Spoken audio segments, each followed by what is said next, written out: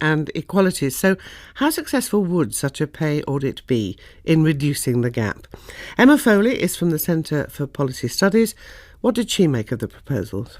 First of all, I'd like to say that Jo is absolutely right when she says that the pay gap is not acceptable. It's completely absurd that in 2014 we still have nearly 20% of a gap between the pay of the average man and woman. However, I really don't think that this measure is the right way to go about addressing it. I agree that in fact it's a crude measure. It doesn't take into account vital factors which affect the pay gap, which include the age of people, their family lives, and the sector in which they work. In fact, such a measure could lead to deeply misleading results. If you take, for example, the engineering industry, we know that 94% of the workforce is male. Therefore, if a company, in fact, produces the results to show that the gap between the pay of men and women is more or less equal, we would get the misleading impression that, in fact, the gender balance of that industry is just about fine, when, in fact, it's hugely imbalanced. But is it not at least a start that you force companies to at least look at this and think about it? Sure, it's a start, but it doesn't address the key issues that in fact are driving the pay gap. If we look at the ONS figures on this, we can see that the pay gap rises absolutely hugely after the age of 35 for women, which I think is hugely telling. So, that's when they all go off and have their children, isn't it? Well, that's what you would assume. So if you take people between the age of 21 and 34, the pay gap is only 5.5%, but from 35 to 45-year-olds, it's 28.6%, and even just between the ages of 34 and 35, it goes from 6.3% to 16.9%, and that's a jump of more than 10% in the space of 1 year.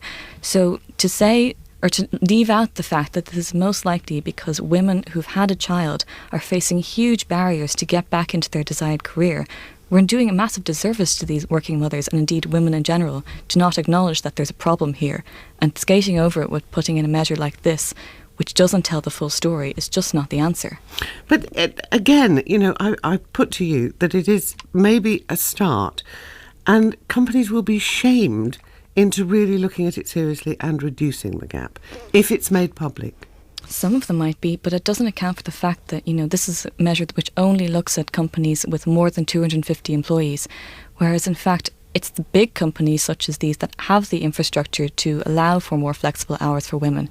It's more likely to be small and medium businesses which in fact have barriers to entry for women who need to look after family and friends as well as work, because these small companies won't have the flexibility to allow them more easy working hours or more leave or just time to job share.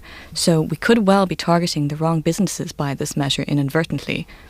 So if this is not the right way to do it, what is the right way to do it? Well, we really, really have to look at a changing culture. Jo was right to suggest that in fact women should ask their male counterparts what they are earning and therefore use that information to bargain for higher wages. But they won't tell them, will they? You know how secretive people in this country are about what they earn. I do realise it's a problem and that's not going to change overnight, but it's not unreasonable to ask your male colleague who's doing the same job as you what they earn. And in fact, women also need to be empowered, which is, I know is a slightly condescending phrase, but to ask also for higher bonuses where they feel those are due and not be so apologetic about the fact that they have a life outside the workplace and sometimes that will come first. As well as that, we have to change the culture of maternity leave.